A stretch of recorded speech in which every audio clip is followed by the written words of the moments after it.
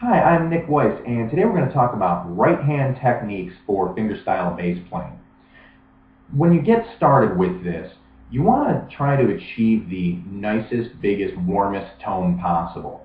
In the future, you'll know how to make a bunch of different specialized tones, but we're going to just talk about a good old average all-around bass tone. So what we want to do first is find a place to anchor our thumb. I'm going to recommend that you anchor it near the neck pickup of your bass. Usually that would be the pickup closest to the neck. In a lot of cases, you might only have one pickup on your bass. In that case, anchor your thumb around it. So for the G string, or first string, we're going to anchor our thumb on the pickup and make contact with the A string as well, or third string. All right, so my thumb is anchored nicely on the third string and also making contact with the pickup below it. And to play the G or first string, I'm going to pull through, and in between notes, you'll notice that my finger is resting on the second string or D string after I follow through. So I follow through with my first finger and rest it on the D string. Follow through with my second finger and rest it on the D string. And just alternate. Some guys use one finger, some guys use 3 or 4 fingers. I usually use 2, so that's what we're going to talk about today. Most players use 2. Alright. So I'm pulling through parallel to the pickup, not making downward contact on the string. That makes that click that recording engineers can't stand. So, good, solid, punchy tone by pulling through parallel to the pickup. When I move down to the D string, or second string, I'm going to move my thumb down to the fourth string, or E string, and pull through the D and make contact with the A or third string in between each note.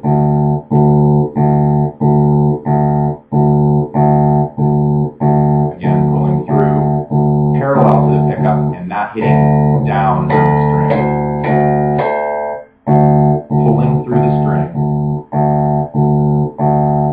for that good punchy tone. Alright? Now, most of you only have 4 strings on your basses, so you're going to anchor your thumb on the edge of the pickup and pull through from the A string or third string and make contact with the fourth or E string. If you have a 5 string like mine, you can actually have your thumb on the B string and pull through and still make contact with the A string and the E string as you're playing the A string. And then finally, for the fourth or E string on your 4-string basses, you're actually going to be pulling through the E string and making contact with your thumb.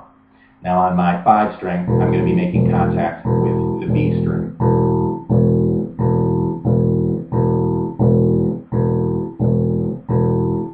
But then when I move to the B string, and for those of you out there with a 5-string, we are now going to be doing what those other guys were doing on the E string and pulling through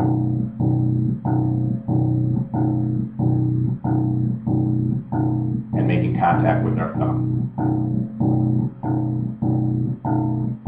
The biggest things to remember are to pull parallel to the pickup through the string as opposed to hitting percussively downward on it. That's the simplest thing you can do from the get-go to start working on a good all-around tone. So now I'll just play, I'll just pick a D major scale and play it so you can see how my thumb kind of automatically moves down with the rest of my hand as I'm playing through this scale. It took a long time to get here, you know, I'm not going to lie. It took a lot of practice to get to this point. But if I can do it, you can do it. So,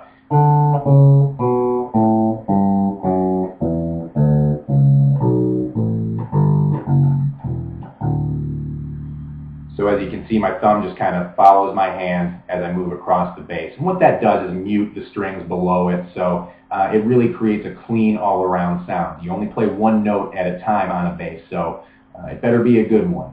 And by not letting other strings ring out when you're playing a note, you help create that good, solid, punchy single note. I hope that was informative. I'm Nick Weiss. Thanks and have a great day.